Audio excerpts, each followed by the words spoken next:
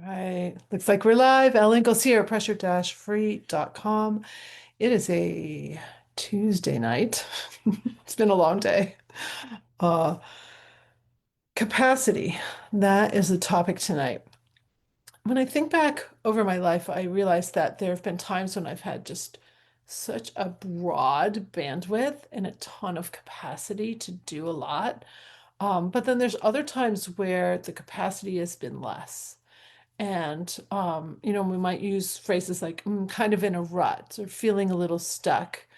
Um, Lazy comes up for me, like being a little lazy. One of my friends said, "Elle, you're lazy." It's like somebody's normal, but that's the word that comes up for me sometimes. Um, when I was doing my double masters, it's really kind of crazy when I look back at that time. So I was the first woman in orchestral conducting at the University of Michigan. So I'm in that grad program, simultaneously doing an MBA at the business school. I was working two part-time positions for the Ann Arbor Symphony, orchestra manager and assistant conductor. Um, I somehow managed to embroider like 100 little tulips on my wedding gown that I made myself from a pattern from the Ball Museum in Muncie, Indiana. It was a replica of a 1903 day dress. That's my favorite year, 1903. And so I was making this replica out of this gorgeous German cotton. I wish I could remember the woman's name whose fabric store in Ann Arbor was top of the line. She would go to Europe and get these amazing fabrics, and I made so many clothes. I still have a couple in my closet of things that I made during that time. Um, but it's like, how the heck did I do all that? So, just so much capacity to do so many different things. And then, like I said, other times it just kind of shrinks. So that had me thinking about capacity, thinking about the role of the stress response in capacity, and how when we fall into the rut, um, that our head drops, our body sinks, tensions grow. Um, all of that feeds into triggering more and more of the stress response. So it's like this big downward spiral. And once we've developed patterns over a number of days, they can really stick and it can feel almost impossible to break out. So I was coaching about this today with one of my clients, and the questions they were asking me were so mature and so profound. And I was really just tuning in to the questions they were asking me for what would be the best tools to help them. And there was a psychologist, I wish I could remember his name, but I came across one of his videos and I wanted to share a tool tonight that's a brand new tool in my pressure-free toolbox or tool belt. Some people have a box, some people have a belt, some people have a backpack. They're pressure-free backpack. So however you wish to imagine keeping your tools, I have one or two to add tonight. This one I'm calling Neck Glide. And one of the things you'll hear a lot about now when it comes to stress and our nervous system is the vagus nerve. So the vagus nerve um, is not just one nerve, it is a whole system of nerves. And there's two spots on the back side of the neck that are part of the vagus nerve. So here was his tip. When you're starting to feel stuck or low energy, anxiety, depression, any of the things that are having us tense or lower, and this is how I've created it. He does it his way. I've come up with a different way. So my way is imagine you've got two friends on either side of you, and you look to one friend, tip your head in, and you know how someone's talking, you'll tip your head, you're like, like you're listening to them and you're like affirming their conversation, right? So tip your head and nod a few times and smile a little bit. You want to smile so you keep neuropeptides going in your brain that's going to keep all the lights on for you. And then turn and go the other way and lean in a little bit and smile, nod a little bit. You want to be over in these positions 3 to 5 seconds. That's all it takes. Then come back to center and you just lit up all along in here, and it can instantly change how you're feeling. So, gosh, I was talking to a really interesting speaker today. He's the empathy guy. So happy I met him. So, it's a shout out to him. He's a new friend. I think he's down in Texas, but it's Joseph Cope, Joe Cope, the empathy guy. And we could have talked probably for hours about the work he does, the work I do, the connections. Um, and he described what I do as like um the bringing two pipes together and they're finally totally fitting. Like it goes like everything's aligning. And I thought that was pretty cool analogy. My husband calls it like gears all just finally flowing right into their spots, and now you have everything spinning for you. I like spinning metaphors because I think of our energy as beautifully spinning electrons. Um, but also as we were talking, I mentioned that it's an understanding of how our biology is affecting our psychology. There's a lot of attention on emotions today. Where are those emotions coming from? So much of them are coming from the biology of the stress response. If we can get a handle on our biology, it's going to affect our psychology. It's going to affect how we feel. So this little neck glide thing is an instant way to biologically affect your feelings.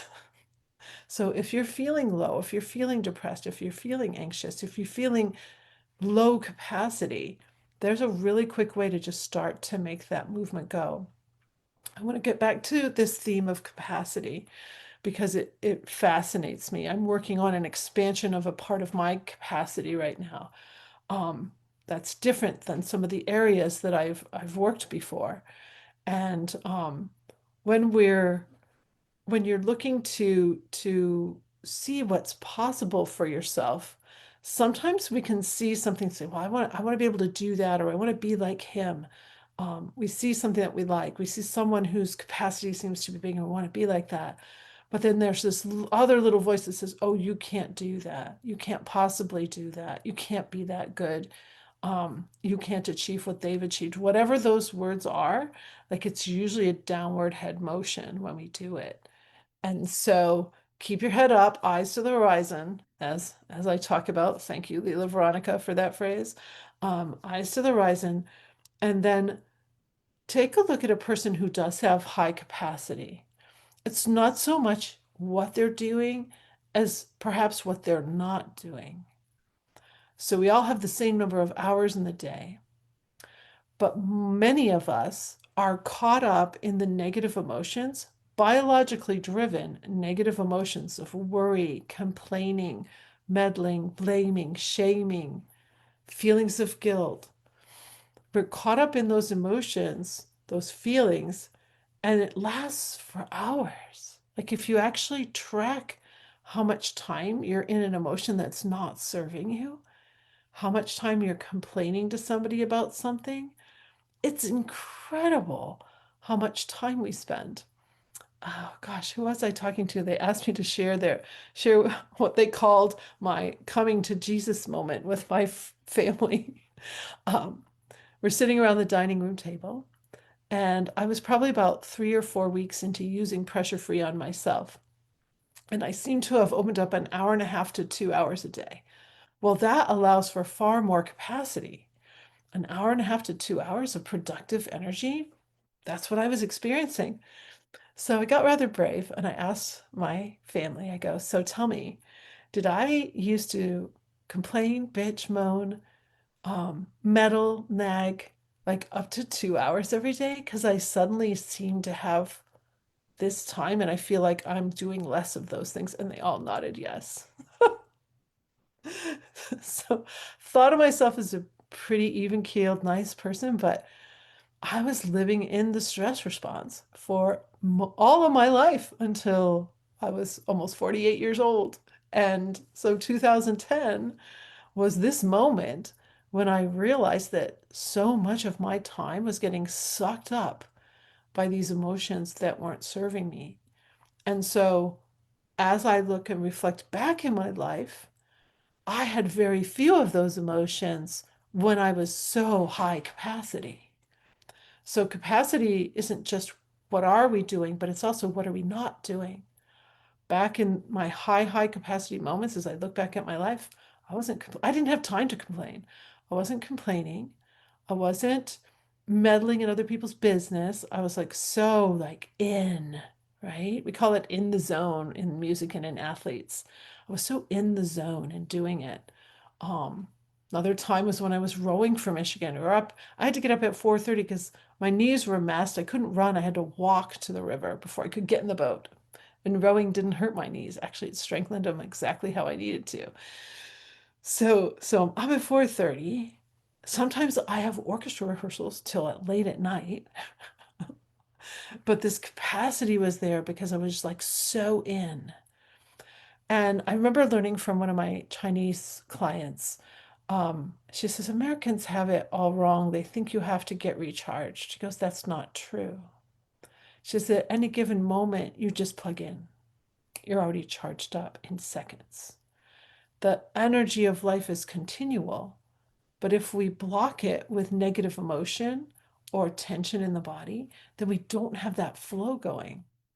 So the second piece of capacity is allowing energetic flow, allowing energetic flow always through your body, not noticing where you're tense, where you're tight.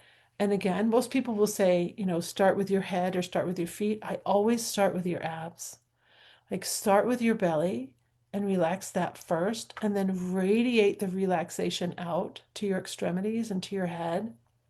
You'll be able to do it far easier because most of us are holding tension in that belly to protect ourselves. So when you relax that belly, you are free flowing, excuse me, free flowing to allow energy to just really expand throughout you. But if your abs are tight, your hands will still have a little bit of tension in them. Your face will still have a little tension, so will your throat. I don't know if you can see, I have this on tonight, but if I tighten my abs, and then if I relax my abs, there's a little difference there. Different quality of voice happens too. So relax the belly first and get this energetic flow going. Allow it to flow through you and trust that you will have all the energy that you need. I think trust is a really big piece of it. As I reflect on times when, like once I coached for almost, wow, it was over 12 hours in a day. I was coaching the staff members of a homeless nonprofit. And I coached from 9 a.m. till 10 p.m. with tiny little breaks for a little bit of food and to go to the bathroom. Other than that, I was just like coaching one after the other online. I wasn't tired at 10. I could have done another one. I was not tired. So our capacity grows when we realize what to let go as well as what to focus on, but also keeping energy flow going. And the other thing that I have done in my life is I've looked at my mentors. I had a mentor that was constantly traveling to speak all over the world and never had jet lag, always, always took care of the things that he needed to take care of.